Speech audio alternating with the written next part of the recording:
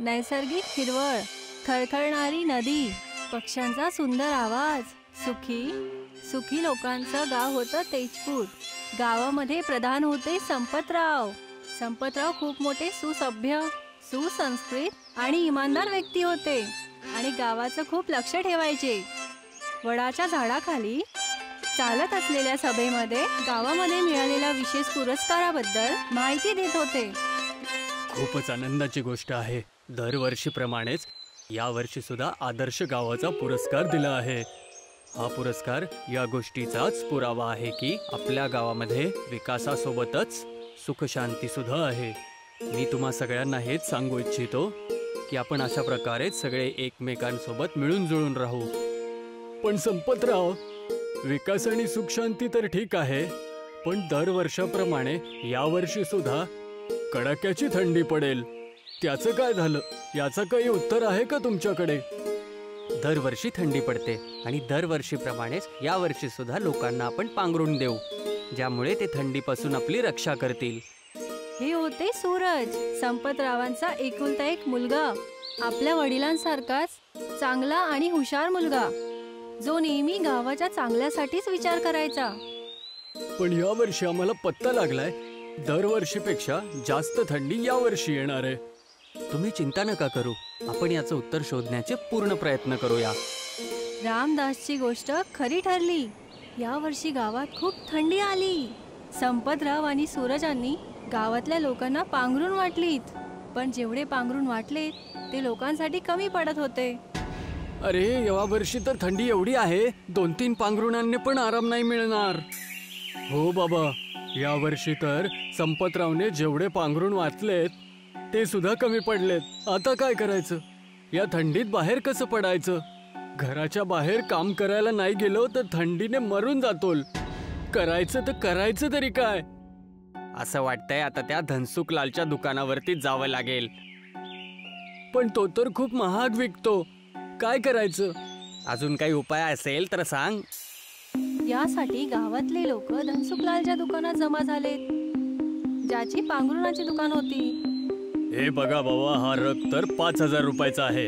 याची क्वालिटी बघा, खूपच मस्त आहे. घ्यायचं असेल तर घ्या, नाहीतर निघा इथून. तुमच्या सरपंच पांघरुणासारखे नाही. त्यांच्या बेडशीट मध्ये आणि त्या पांघरुणामध्ये काही फरकच नाहीये. फरक तर तुमच्या नियत आणि त्यांच्या नियत मध्ये आहे. त्यांनी दिलेले पांघरुण सुद्धा चांगलेच आहेत आणि तुम्ही जे पांघरुण 5,000 विकत आहात ना, त्याची किंमत 2,000पेक्षा जास्त नाहीये.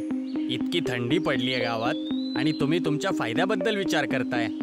गरीब माणूस तर गरीब माणूस, श्रीमंत माणूस सुद्धा या पांघरुणाला घ्यायला विचार करेल. तुम्ही सुद्धा याच गावचे आहात ना? तुम्हाला जरा सुद्धा काळजी नाहीये या गावाची? मी तर गावाबद्दलच विचार करत आहे. त्याच्यामुळेच तर त्याचे रेट कमी आहेत. नाहीतर जा शहरामध्ये आणि भाव पत्ता लागेल तुम्हाला. 7-8 हजारापेक्षा कमी मध्ये तर नाही मिळणार या क्वालिटीचं पांघरुण. गावाची काळजी फक्त प्रधान आणि संपतरावला होती आणि सूरजला होती, जे आपल्या घरामध्ये बसून विचारात गुंतले होते. बाबा, या गावामध्ये आलेल्या थंडीने ते जीवच घेतलाय लोकांचा. आणि अजून ऐकलंय की काल त्या गावातल्या मंगलूच्या वडिलांची थंडीमुळे मृत्यू झाली.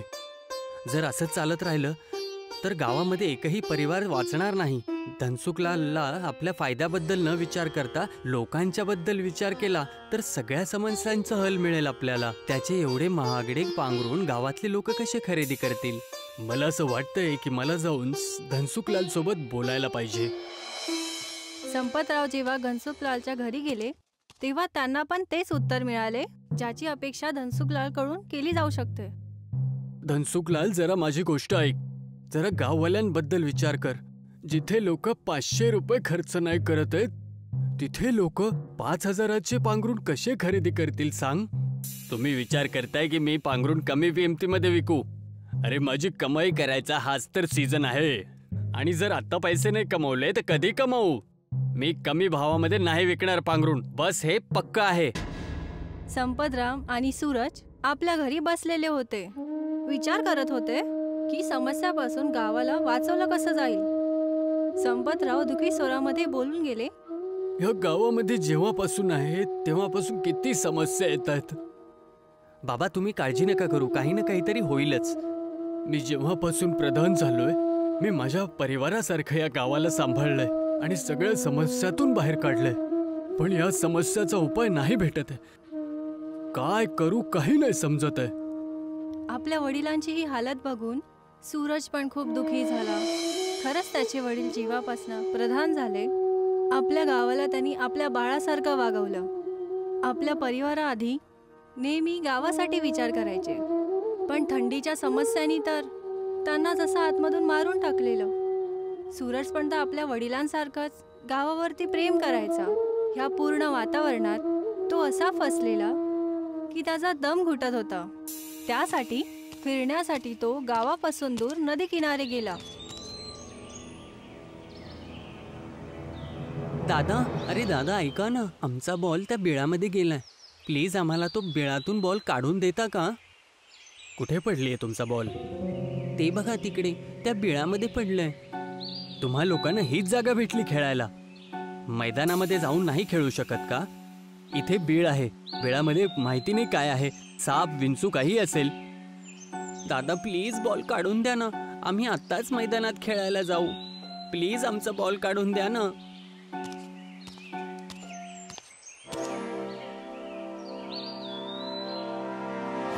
सापाला बघून सगळे घाबरले, पण सूरजला तेव्हा धक्का बसला जेव्हा नाग बोलायला लागला. घाबरू नका, मला माहित आहे की मला बघून तुम्ही घाबरलात. मी एक बोलणारा नाग आहे. बिळामध्ये हात कोणी टाकला? सूरज घाबरून बोलतो, मी टाकला. मी खूप खुश झालो. तूने माझी मदत केली आहे. मला एक अशी जखम झाली ज्याच्यामुळे मला एक फोड आला, ज्यामुळे मी चालू शकत नव्हतो ना बसू शकत नव्हतो. तुझ्या त्या हात लावण्याने तो फोडा निघून गेला आणि आता मला खूप आराम मिळतोय. तुझ्याचमुळे मला या त्रासामधून मुक्तता मिळाली आहे. सांग, मी तुझ्यासाठी काय करू शकतो? मी खूप आनंदी आहे की मी तुमच्या कामामध्ये आलो. नागदेवता, तुम्ही तुमच्या त्रासातून मुक्त झालात तर तुम्हाला तर त्रासाचं महत्त्व आहेच. मी पण एका त्रासामधूनच जातोय. मला त्याचा उपायच नाही मिळत आहे. सांग, मी तुझी प्रत्येक प्रकारातून मुक्तता करू शकतो. तर सांग, तुला काय हवंय? जे माझ्या गावाचं नाव तेजपूर आहे. त्रास असा आहे की या गावामध्ये खूपच थंडी पडली आहे, ज्यामुळे लोक खूप त्रासलेत. लोक मरत आहात. जर तुम्ही आमच्यासाठी काही करू शकलात तर मी तुमचा ऋणी राहील. ऋणी तर मी तुझा आहे. तुझ्या या समस्येचं निवारण मी करेल. मग काय होतं, एकाच क्षणात सूरज आणि मुलांसमोर एक मोठासा तंदूर प्रकट झाला आणि सूरजच्या हातामध्ये एक जादुई माचीस सुद्धा आली. ही एक तंदूर आहे. तुझ्या हातात जी माचीस आहे ना, त्याच्याचने ही तंदूर जळेल. त्याच्या गरमीमुळे तुझ्या गावामध्ये एवढी गरमी होईल की तुला पांघरुणाची गरजच नाही पडणार. सगळं सामान्य होऊन जाईल. वा, इतकं मोठं तंदूर! आता तर खूपच मज्जा येईल. याच्यामध्ये तर पूर्ण गावासाठी चपात्या बनतील. जेव्हा तंदूर जळालं, गावामध्ये खुशीची लाट अशी आली की थंडीच्या लाटेचा नामोनिशाणच नाही राहिला. गावातली लोक सूरजला भरून भरून आशीर्वाद द्यायला लागली. आणि देणार का नाही, आज त्याच्याचमुळे तर गावामध्ये सुख आणि शांती आली. वा सूरज भैया, या तंदूरने तर एवढी गरमी पैदा होत आहे, गावातल्या कोणालाच थंडी वाजतच नाहीये. हे तंदूर तर कमालचं आहे. याची खासियत तर अशी आहे, हे फक्त सूरज भैयाच्या ह्या माचीसने जळत असतं. जादू आहे ना ही. जादू तर आहे रामदास भैया. मला सुख या गोष्टीचं आहे की आपल्या गावामधून ही थंडी निघून गेली आहे. पण हे सर्व बघून गावातला सेठ धनसुखलालचा पूर्ण जळफळाट झाला. या सूरजने तर माझा सगळा धंदा बिघडवलाय. मी सगळे पांघरून जे शहरातून घेऊन आलोय, मला असं वाटतंय की ते सगळे त्या तंदूरमध्ये जाळून टाकावे लागतील. हे तंदूर एकदम त्रासदायक झालंय. मला याचं काहीतरी करावंच लागेल. ऐकलं आहे, जे माचीसच्या सूरजकडे आहे, फक्त त्या माचीसनेच तो तंदूर जाळतो. जर तू तो माचीस चोरलास आणि नष्ट केलास तर परत लोक थंडीने मरायला लागतील आणि त्यांना थंडीपासून वाचण्यासाठी पांघरून तर आपल्याकडूनच घ्यावे लागतील. हो, पण असं काय करू शकतो की ती तंदूरची माचीस आपल्या हातात लागेल? तुम्हाला ती माचीस गावाच्या नजरेतून वाचून आणावी लागेल. एक काम करा, रात्रीच्या अंधारात तुम्ही संपतरावच्या घरी जावा आणि ती माचीस आपल्या हातात घेऊन संपवून टाका. रात्री जेव्हा सगळं गाव झोपलं होतं तेव्हा संपतरावांच्या मागच्या खिडकीमध्ये काहीतरी हालचाल जाणवली.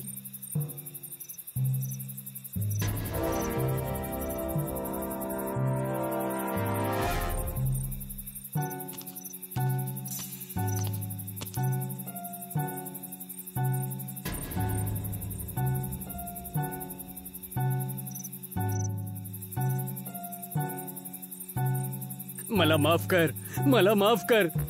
हा साप मला चावेल. धनसुख, तू इथे कसा? तू चोरासारखा आमच्या घरात काय करतोयस? तुझ्या जादूच्या तंदूरमुळेच तर गावाचा फायदा झाला, पण माझा धंदा चौपट झाला. माझं नुकसान होत होतं. जर असंच चालत राहिलं असतं तर मी काय केलं असतं? त्यामुळेच मी तुझ्या तंदूरच्या माचीसला नष्ट करण्यासाठी इथं आलो होतो. पण मी जसाही त्याला हात लावला तो एका सापामध्ये परिवर्तित झाला आणि आता बघ, जमिनीवर पडताच तो परत माचीस बनला. मला माफ कर, मी असं परत कधीच नाही करणार. समोरचं दृश्य बघून काय झालं हे जाणून घेण्यासाठी सूरज आणि संपतरावांना जरा पण वेळ नाही लागला. माणूस लालचीपणामध्ये किती खाली पडू शकतो तुला आज हे समजलंच असेल. तू पण ह्या तेजपूरचाच सदस्य आहे. गावातल्या सुखदुःखांमध्ये तुला साथ द्यावं लागेल, नाहीतर लालचीपणामध्ये आंधळा नको होऊस. मला माझ्या चुकीचा पश्चाताप आहे. मला माफ करा.